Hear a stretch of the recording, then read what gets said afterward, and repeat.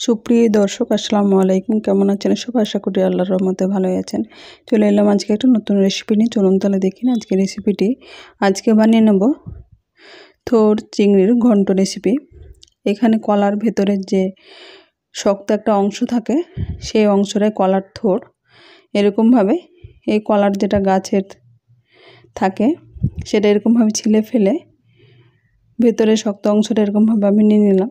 উপরে জাস্ট একটা এরকম পাপড়ি আমি ছিলে ফেলে দেখালাম। আর নিচের দিকে যে নরম অংশটা আছে এটা এরকমভাবে আমি ছিলে ফেলে এটাকে কেটে নিচ্ছি। আর কাটতে কাটতে কিন্তু এখানে সুতোর মতো একটা অংশ দেখা যাচ্ছে, সেইগুলো কিন্তু সুতোর মতোগুলোকে ফেলে দিতে হবে। এটা কিন্তু সেদ্ধ হয় না। এখন এরকমভাবে আমি কাটার সময় বটির সাহায্যে এটাকে কেটে নিচ্ছি। এটা পাতলা করে কেটে নিতে, এটা কিন্তু খুব শক্ত। এখন যে সুতোর মতো আছে সেগুলো এরকম আমি হাতের সাহায্যে এটা আঙুলে এরকমভাবে পেঁচিয়ে নিচ্ছি। এটা কাটার সময় বের করে নিলে এটা রান্নার সময় আর অসুবিধা হয় না। রান্নার সময় আবার অনেকে সরু সরু কাঠির সাহায্যে এগুলোকে আবার উঠিয়ে নেয়। এটা যেটা সুবিধা হয়, কাটার সময় এটাকে কেটে নিতে বেছে নিতে পারেন, আবার রান্না করার সময় এটাকে বেছে উঠিয়ে নিতে পারেন এরকমভাবে। এখন সরু সরু করে কেটে নেব। এটা যত বেশি সরু করে কাটবে তত বেশি তাড়াতাড়ি সেদ্ধ হয়। এটা সেদ্ধ করতে কিন্তু একটু সময় লাগে বেশি। সেদ্ধ হলেও এরকম মনে হবে সেদ্ধই হয় না, এরকম লাগে। এটাকে এখন আমি প্রেসার কুকারে সেদ্ধ করে নেব। প্রেসার কুকারে 1 কাপ মতো জল দিয়ে দিচ্ছি। এখানে দুটো অংশের মধ্যে আমি একটা আজকে রান্না করব।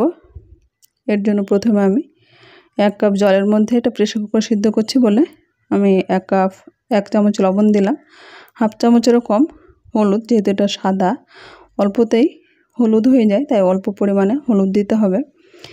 এখন কলার থোড়টাকে এরকমভাবে পরিষ্কার করে ধুয়ে নিয়ে আমি একটা ঝুড়ির মধ্যে নিয়ে নিয়েছি। এখন জলটা ভালোভাবে ফুটে গেছে, কালারটা দেখে বুঝতে পারছেন হলুদের কালার চলে এসছে। এখন কলার থোড়টা এর মধ্যে আমি দিয়ে দেব। এটা নেড়ে চেড়ে এটা হাতার মধ্যে নাড়তে নাড়তে কিন্তু সুতোর মধ্যে যেগুলো আছে সেগুলো কিন্তু আবার অনেক সময় উঠে চলে আসে।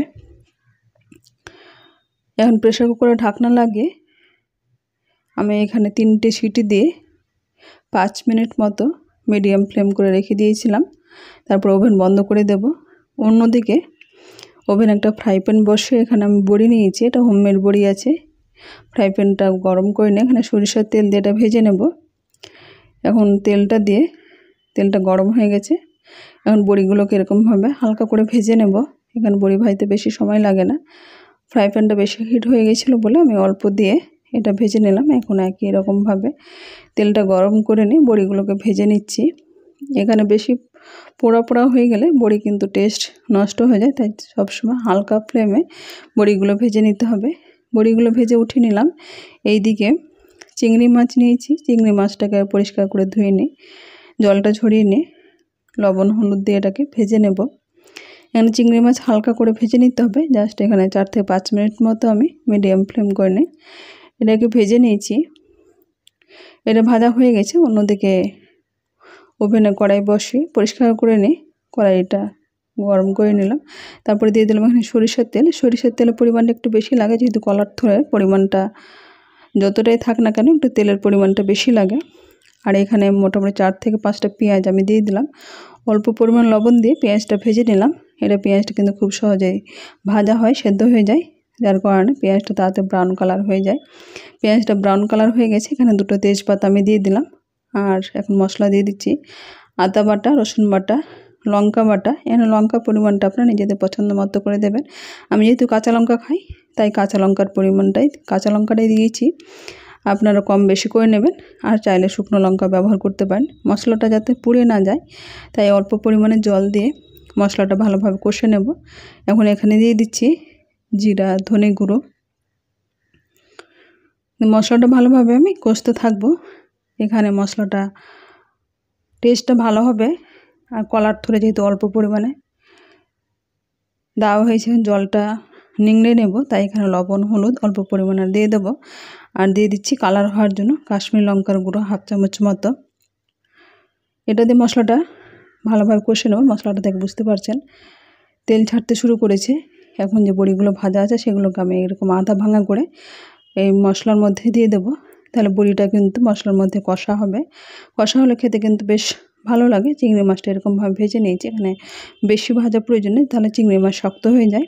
এরকম ভেজে নিয়ে এখন এর মধ্যে দিয়ে দেবো মশলাটাতে অল্প পরিমাণে জল দিয়ে, যাতে বড়িগুলো সেদ্ধ হয়, তাই আমি অল্প পরিমাণে জল দিয়ে এখন যে কলার থোড়টা আছে সেদ্ধ করা, সেই কলার থোড়টা এর মধ্যে দিয়ে দেবো। প্রেশার কুকার ঢাকনা খুলে কলার থোড়টা দেওয়া হয়ে গেছে। এখন নেড়ে চেড়ে এটা ঢাকনা লাগিয়ে আমি মিডিয়াম ফ্লেম করে রেখে দেবো 5 মিনিটের জন্য। 5 মিনিট পরে ঢাকনা উঠিয়ে এটাকে দেখে নেব। বড়িগুলো কিন্তু সেদ্ধ হয়ে গেছে, যেহেতু ভাজা আছে আর জল দিয়ে আগে আমি কিছুক্ষণ সেদ্ধ করে নিয়েছিলাম। এখন এখানে কিছুটা আমি গরম মশলার গুঁড়ো আর হোমমেড জিরা, ধনে, এগুলো ভাজা মশলা আছে, শুকনো খোলা এটা ভেজে রেখেছি, সেই মশলাটা এর মধ্যে দিয়ে দিলাম। এরকমভাবে হোমমেড মশলাটা দিলে কিন্তু যে কোনো তরকারির টেস্টটা বেশ ভালো হয়। এখন এরকম পাশের আমি এরকম সরু সরু কাঠিগুলো নিয়েছি, এতেও কিন্তু সুতোর মতো অংশগুলো আবার এরকমভাবে বেরিয়ে যায়।